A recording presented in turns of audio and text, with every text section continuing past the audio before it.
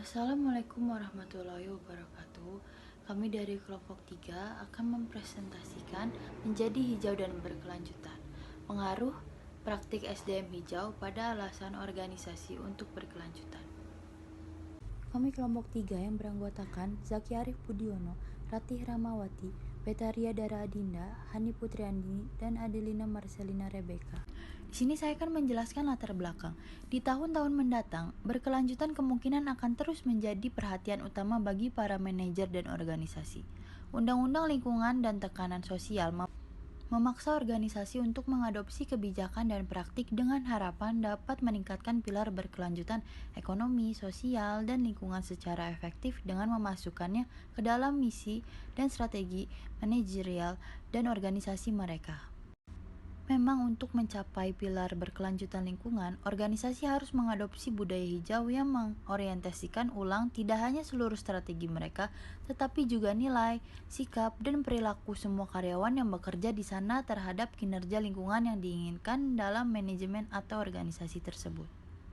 Praktik hijau dalam organisasi lebih dari tindakan aktual organisasi, karena dalam organisasi, sesuatu atau hal apa yang benar-benar penting adalah apa yang karyawan organisasi tersebut rasakan tentang pandangan organisasi mereka ke depannya, tentang berkelanjutan organisasi mereka, yang dikenal sebagai proses dan alasan organisasi untuk berkelanjutan dan strategi mereka.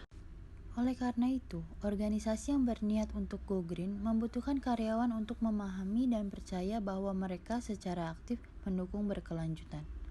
Terlepas dari perkembangan terakhir di bidang ini, masih ada kebutuhan untuk studi empiris yang lebih mengeksplorasi interaksi antara upaya organisasi menuju keberlanjutan dan praktik hijau. Lalu di sini ada gap teoritis. Organisasi perlu fokus untuk menetapkan berkelanjutan sebagai nilai inti. Lebih dari tindakan aktual organisasi, apa yang benar-benar penting adalah apa yang karyawan rasakan tentang pandangan organisasi mereka tentang berkelanjutan, yang merupakan proses yang dikenal sebagai alasan organisasi untuk berkelanjutan.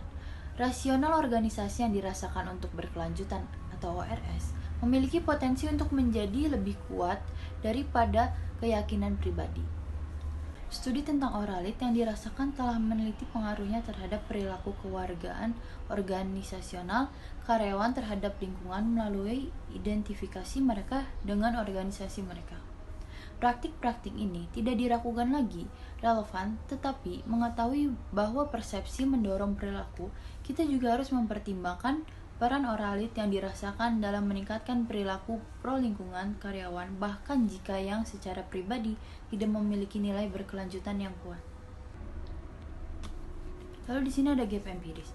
Menurut penelitian sebelumnya menemukan bahwa beberapa praktik HRM hijau seperti perekrutan yang merupakan singkatan dari rekrutmen dan seleksi, pelatihan dan kompensasi adalah alat yang ampuh untuk mencapai tujuan berkelanjutan melalui karyawan. Terlepas dari perkembangan terakhir di bidang ini, masih ada kebutuhan untuk studi empiris yang lebih mengeksplorasi interaksi antara upaya organisasi menuju keberlangsungan dan praktik hijau. Studi tentang oralit yang dirasakan telah meneliti pengaruhnya terhadap perilaku kewargaan organisasional karyawan terhadap lingkungan melalui identifikasi mereka dengan cara organisasi mereka. Baik, selanjutnya pada bagian bab 2 kajian pustaka saya akan menjelaskan di mana alasan organisasi untuk berkelanjutan. Salah satunya ORS ini sangat penting sebagai alasan organisasi untuk berkelanjutan, yang artinya sejauh mana karyawan merasa bahwa organisasi mereka mendukung berkelanjutan. Sehingga seringkali organisasi mencoba untuk mendukung dan memotivasi karyawan melalui pelatihan, pengembangan, dan kompensasi yang berorientasi pada target organisasi hijau atau ramah lingkungan, sehingga karyawan dapat melihat bahwa organisasi ini benar-benar mendukung keberlanjutan atau tidak, sehingga tujuan utamanya juga dapat tercapai. Lalu selanjutnya ada keberlanjutan dan praktik HRM hijau. di mana praktik HRM hijau ini berkontribusi pada kinerja lingkungan dengan mempengaruhi sikap dan perilaku karyawan. Di antaranya ada model Ability Motivation Opportunity atau AMO, kerangka teoritis yang paling banyak digunakan untuk HRM hijau, di mana di situ menjelaskan bahwa perilaku hijau dapat dipromosikan dengan meningkatkan kemampuan hijau atau apa yang dapat dilakukan karyawan, kemudian motivasi hijau atau apa yang ingin mereka lakukan, dan peluang hijau, yaitu peluang di mana peluang mana yang mereka miliki. Perekrutan hijau. Perekrutan hijau ini menciptakan kesesuaian antara nilai-nilai dan kepedulian karyawan dan pengusaha tentang pelestarian lingkungan, yang dengan demikian meningkatkan motivasi dan keterlibatan karyawan. Mendapatkan reputasi sebagai pemberi pekerja atau organisasi yang ramah lingkungan juga merupakan cara yang efektif untuk menarik kandidat berkualitas. Ini menciptakan keunggulan kompetitif dengan mampu membaca peluang eksternal. Kemudian selanjutnya ada pelatihan hijau, di mana pada beberapa penelitian menunjukkan bahwa pelatihan hijau ini memainkan peran kunci dalam mencapai tujuan lingkungan dan meningkatkan kinerja lingkungan. Efektivitas pelatihan hijau ini tergantung pada analisis kebutuhan yang memadai, juga kesiapan peserta untuk belajar, dan komitmen terhadap pelatihan yang mentransfer ke pelajaran di antara persyaratan lainnya. Kemudian ada juga kompensasi hijau. Dengan memasukkan kriteria hijau dalam kompensasi ini, manajer dapat meningkatkan kemungkinan karyawan mengadopsi atau mengikuti inisiatif lingkungan.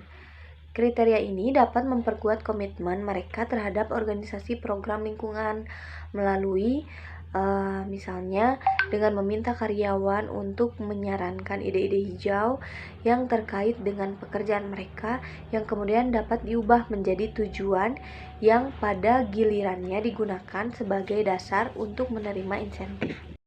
Kemudian yang terakhir ada pengaruh gender dan usia pada keberlanjutan. Pada teori ekofeminis ini mengklaim bahwa perempuan secara inferen lebih dekat dengan alam dan lebih mungkin bertanggung jawab atas pemeliharaan dan konservasi lingkungan.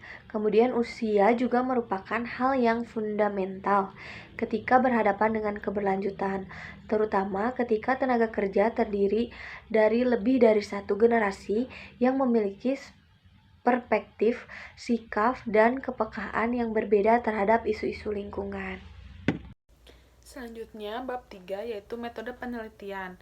Yang pertama ada populasi. Karakteristik populasi dari artikel ini adalah karyawan di Portugis, baik pria maupun wanita. Selanjutnya ada sampel, berjumlah 275 karyawan di Portugis. Selanjutnya ada pengumpulan data menggunakan data sekunder dan alat analisisnya menggunakan metode FSQCL. Selanjutnya hipotesis penelitian. Hipotesis pertama yaitu usia berpengaruh positif terhadap alasan organisasi untuk berkelanjutan. Hipotesis yang kedua, jenis kelamin berpengaruh positif terhadap alasan organisasi untuk berkelanjutan. Hipotesis yang ketiga, green hiring atau HG berpengaruh positif terhadap alasan organisasi untuk berkelanjutan. Hipotesis yang keempat, green training atau GT berpengaruh positif terhadap alasan organisasi untuk berkelanjutan.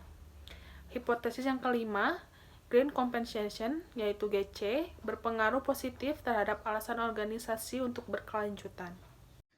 Nah, saya di sini akan menjelaskan bab 4 yaitu hasil dan pembahasan.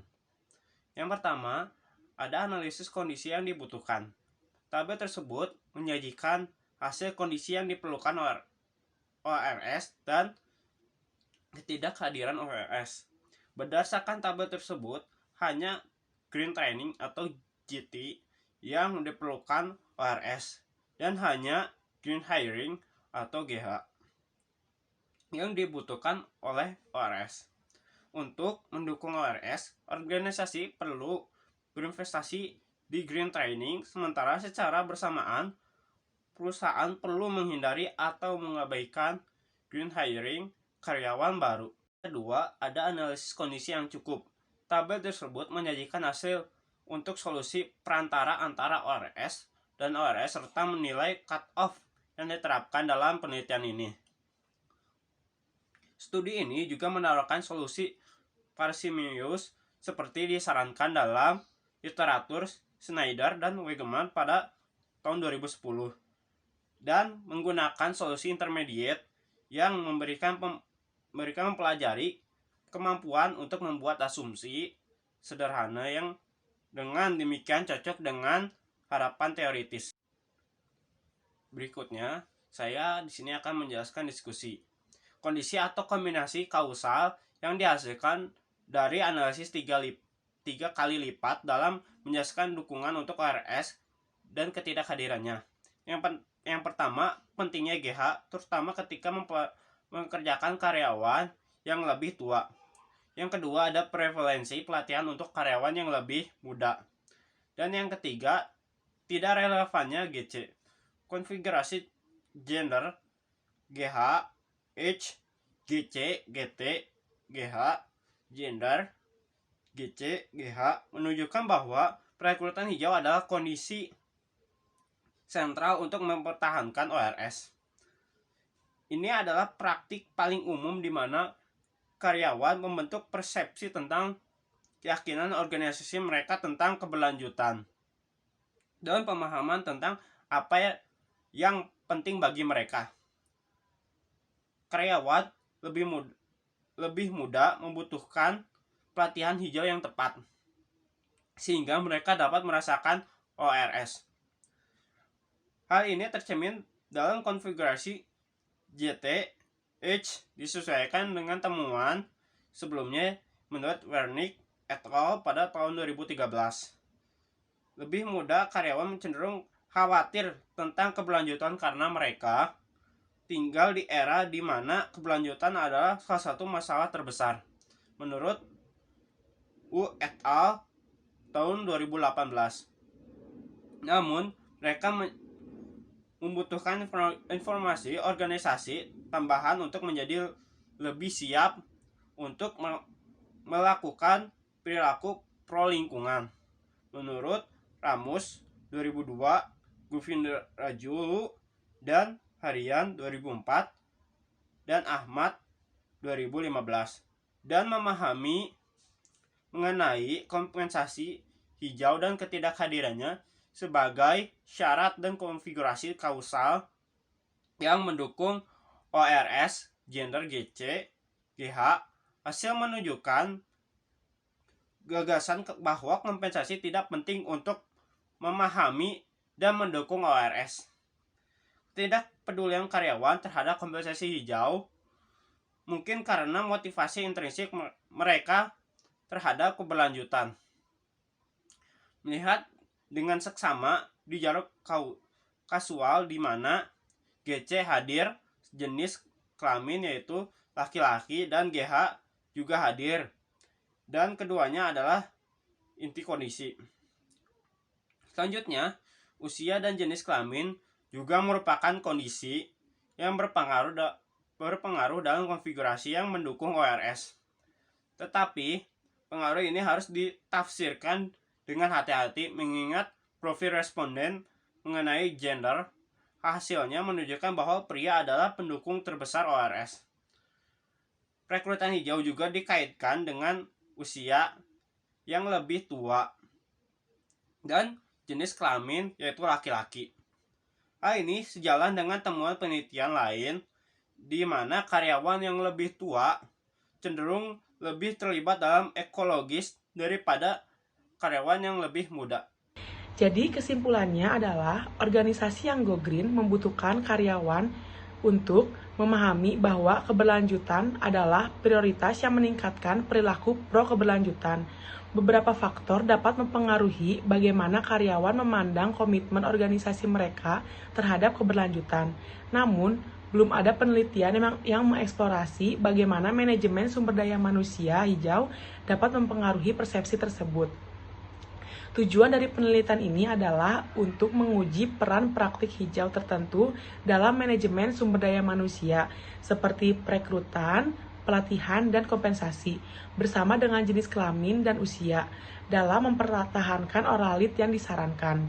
Berdasarkan sampel dari 275 karyawan yang bekerja di organisasi dan pekerjaan yang berbeda, temuan ini menjelaskan bagaimana karyawan memahami nilai dan prioritas yang diberikan organisasi mereka untuk berkelanjutan. Temuan penelitian ini berkontribusi pada kemajuan teori tentang keberlanjutan organisasi dan praktik HRM hijau yang dengan demikian menanggapi panggilan untuk lebih banyak studi di bidang ini. Dengan demikian, memperluas lapangan dengan mengisi celah dan mengidentifikasi anteseden spesifikasi yang menopang ORS atau secara khusus praktik HRM hijau mana yang paling mempengaruhi ORS yang dirasakan dan apa efek dan jenis kelaminnya. Kemudian sarannya yang pertama, untuk memenuhi tujuan keberlanjutan, organisasi harus mempekerjakan pelamar kerja dengan perilaku dan kepekaan terhadap lingkungan, karena mereka perlu mengandalkan kesediaan mereka untuk terlibat dalam kegiatan pro lingkungan untuk mendukung kinerja keberlanjutan mereka. Yang kedua, perekrutan kerah hijau ini menggunakan ungkapan yang disarankan oleh Renwick, menciptakan kesesuaian antara nilai-nilai dan kepedulian karyawan dan pengusaha tentang pelestarian lingkungan yang dengan demikian meningkatkan motivasi dan keterlibatan karyawan. Sekian presentasi dari kelompok kami. Mohon maaf bila masih banyak kesalahan dari penjelasan yang kami paparkan. Akhir kata saya ucapkan terima kasih.